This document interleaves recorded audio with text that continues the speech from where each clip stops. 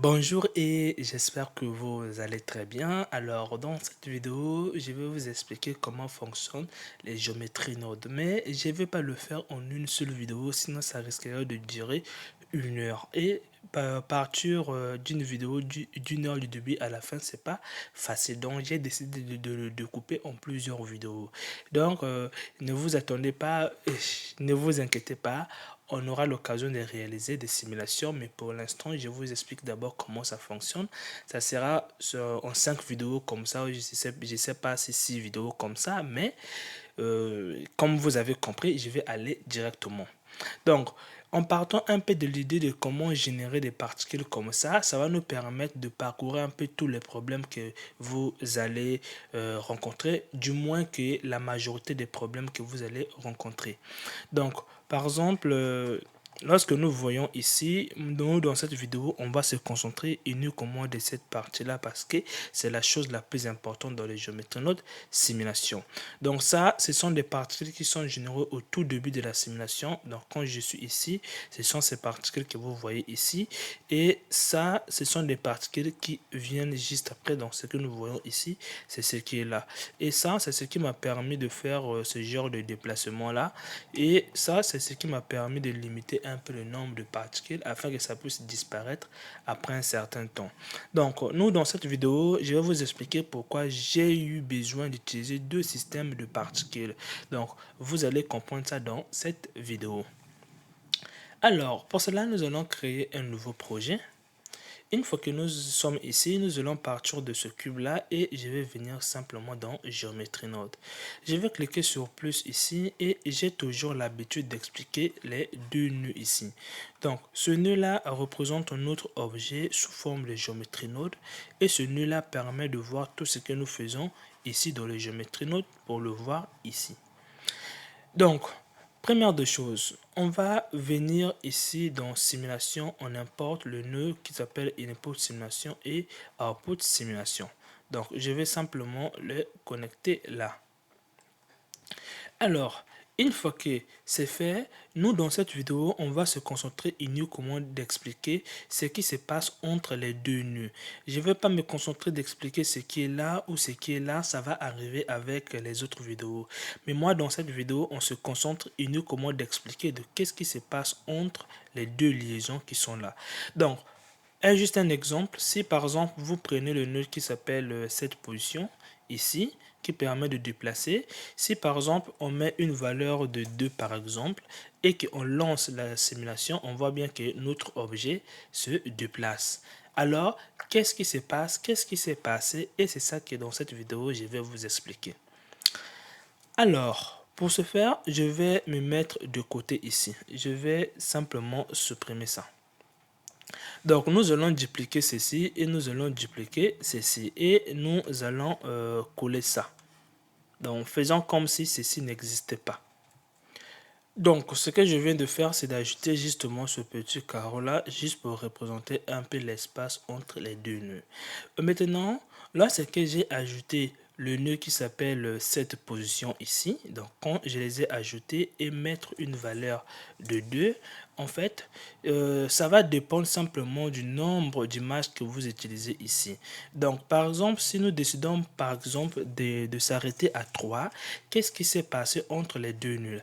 Donc, ce qui s'est passé, c'est que quoi? Ça a répété justement le nœud que vous avez mis au milieu 3 fois. Donc, on va mettre ça 3 fois comme ça.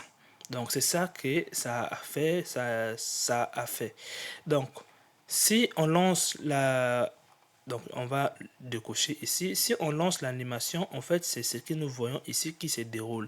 Ça sera de la même chose si, par exemple, on voit notre objet au début, on vient ici, on vient là, on vient là. Vous remarquez bien que ça fait pratiquement la même chose. Donc, si nous lançons l'animation ici, donc, je vais venir là et enlever le vert. Donc, si nous lançons, nous voyons bien que ce nœud-là fait la même chose, mais à la différence, c'est que ça fait de manière un peu continue, mais nous faisons ça nœud par nœud. Alors, une fois que vous avez compris que ce que vous mettez au milieu, ça se répète le nombre de fois de ce qui est là. Donc, si vous avez 5 ici, ça va se répéter 5 fois. Donc, moi, je vais enlever le vert ici. Donc, imaginez par exemple que vous avez mis ici que ça s'arrête au numéro 5, ce que voudrait dire que le nombre de nœuds que vous avez utilisé ici va à l'intérieur va être 5 fois. Donc 5 fois, c'est ce que vous voyez ici. En fait, c'est l'ensemble de ce qui est là. Donc j'espère que vous le voyez très bien. Donc là, si par exemple on lance la simulation, on voit très bien comment ça se fait. De la même chose, si on vient ici, on fait comme ça, vous voyez bien, et ça ne fait que se répéter avec au fur et à mesure que le curseur ici fait des va-et-vient. Donc je vais m'approcher vers le curseur. Donc, au fur et à mesure que le curseur fait des va-et-vient, au fur et à mesure que ça va et ça revient. Alors, il y a une chose très importante que j'aimerais vous dire encore, c'est que ce nœud-là que vous voyez ici, en fait, c'est la simulation arrive sur ce nœud-là que lorsque nous sommes sur le numéro 1. La simulation arrive sur ce nœud-là que lorsque nous sommes sur le numéro D, et la simulation arrive sur ce nœud là lorsque nous sommes sur le numéro 3. Donc là nous sommes sur le 4e nœud, donc ça va arriver lorsque nous allons arriver sur le numéro 4, et ça sur le numéro 5, ainsi de suite. Donc si vous en avez 250 ici, ça va générer 250 fois ce nœud là, et ça va le faire tester par rapport à l'ordre des numéros et l'ordre auquel ces nœuds sont placés. Donc j'espère que vous avez compris un peu ce qui se passe entre ce nœud qui est là, que vous voyez simplement ici. Donc je ne sais pas si on pouvait prendre par exemple quelque chose ici. Alors, il va avoir encore une autre chose, c'est que quoi? Si par exemple, et j'essaie, là j'ai ajouté un seul nœud, mais si maintenant nous ajoutons 2 nœuds ou 3 nœuds. Prenons, voyons un peu notre objet comme ça. Donc, ce que nous allons faire, c'est que nous allons subdiviser notre objet plusieurs fois et d'extruder les faces au hasard avec la simulation. Donc, pour ce faire, vous allez venir dans Mesh et Opération. On prend simplement subdivision ici et en main, on pouvait subdiviser notre objet. Donc là, je les ai mis dehors ici pour éviter que à chaque fois qu'on passe d'une image, à chaque fois qu'on ne fait que subdiviser. Donc j'évite d'aller loin avec les subdivisions. Donc j'ai préféré que de subdiviser avant même de commencer la simulation. Voilà pourquoi je l'ai mis dehors. Et maintenant, nous allons extruder les faces au hasard. Donc par exemple, nous allons venir dans Opération, on prend Extrude ici et on vient simplement prendre Random. Donc, je pense que ça y est là. Et là, on va faire simplement booléen pour ne pas mettre trop de conditions. Donc, j'espère que vous le voyez très bien. Donc là, on vient d'obtenir un peu ceci et nous allons rester en mode objet pour voir un peu notre objet. Et nous allons revenir là pour diminuer un peu le nombre de faces qui vont être extrudées. Et là, on peut dire ça va et on va diminuer aussi un peu la longueur comme ça. Et maintenant, là, si nous lançons la simulation, vous allez voir que ça se crée de manière un peu plus rapidement, mais attention, ça va atteindre un peu la limite de l'ordinateur. Donc, une fois qu'on a fait ceci, alors qu'est-ce qui s'est passé?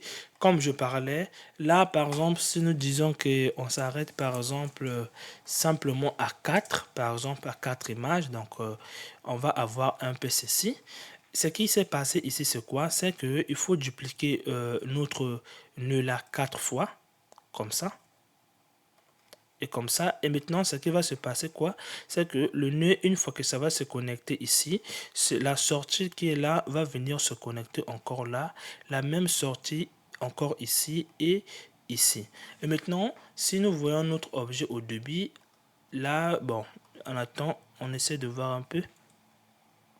Donc là, j'ai oublié une chose, j'ai simplement oublié le nœud là, donc la subdivision. J'ai oublié de mettre ça avant, donc je vais venir comme ça.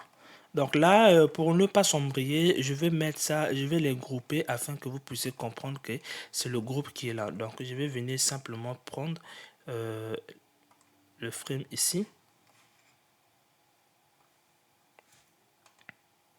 Donc là, on pouvait maintenant voir que ça, c'est ce qui est là et ça, c'est le reste de ce qui est ici.